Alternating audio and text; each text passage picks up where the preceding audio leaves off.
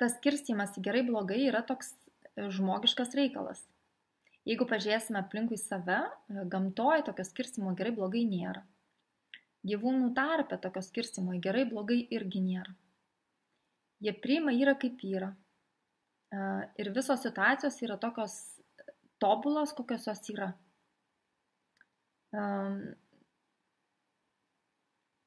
Ir sunkiausia galbūt mums žmonėms, kai mes įvertinam per gerai blogai prizmę, kaip turėtų būti, kaip neturėtų, yra tai, kad tai atneša daug psichologinės kančios.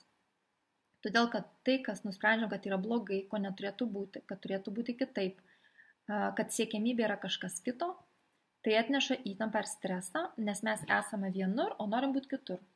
Yra vienaip, norim, kad būtų kitaip. Ir tai atneša psichologinę įtampą. Ir tai labiausiai kenkia tiek per galvą, tiek per kūną. Mes galim susirgti ir fiziškai.